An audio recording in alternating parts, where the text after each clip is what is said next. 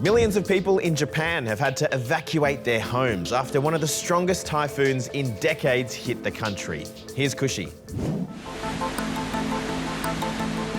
Yeah, you're looking at a really big tropical storm called Typhoon Shanshan. It hit Kyushu here in southwest Japan yesterday, bringing huge amounts of rain and winds of up to 180 km per hour.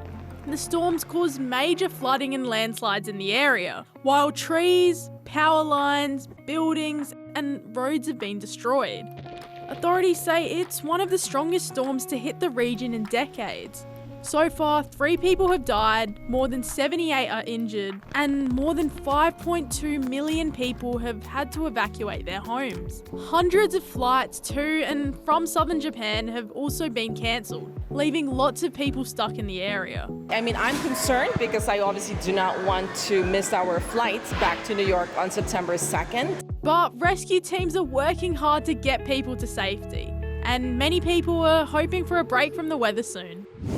The government says it's going to test out a new question to gather information about LGBTQIA+ Australians in the next census.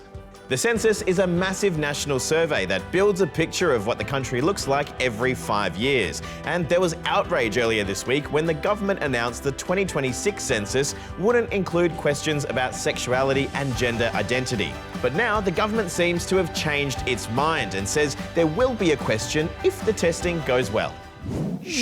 Thomas Gallagher has won Australia's first gold medal at the Paris Paralympics. He took out the men's S10 50-metre freestyle final, with fellow Aussie Rowan Crothers scoring a bronze medal in the same race. Meanwhile, Lakeisha Patterson scored a silver in the pool in the women's S9 400-metre freestyle, and Brendan Hall is taking home bronze in the men's S9 400-metre freestyle.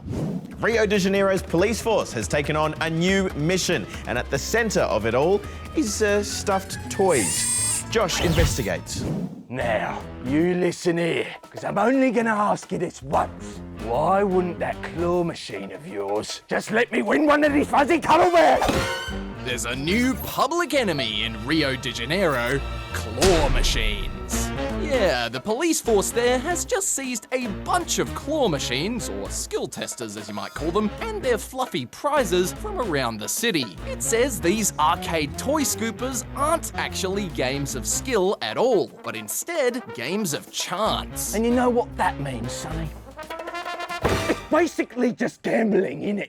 Brazil has really tough laws on gambling, which could make these machines illegal there. And authorities are also investigating whether there are some shady figures running the claw machine businesses who are trying to scam people out of their money. Especially after a plush bust earlier in the year uncovered all the machines had been rigged to only give out a prize after multiple attempts. So we'll have to wait and see if authorities can claw their way to some answers. I want the fuzzy cuddle bear.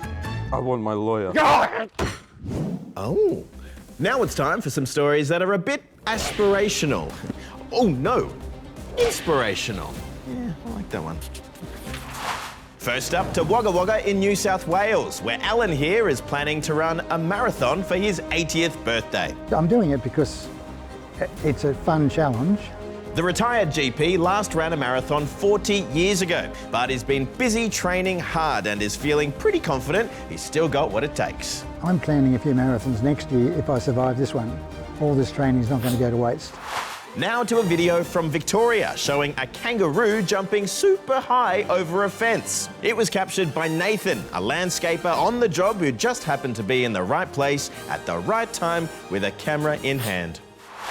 And finally to the UK, where 2 sisters have uncovered an ancient artefact while out on a scout's dig, thought to be 1,500 years old. Georgia and Evie were then invited to the British Museum, where they got to show the brooch to an expert.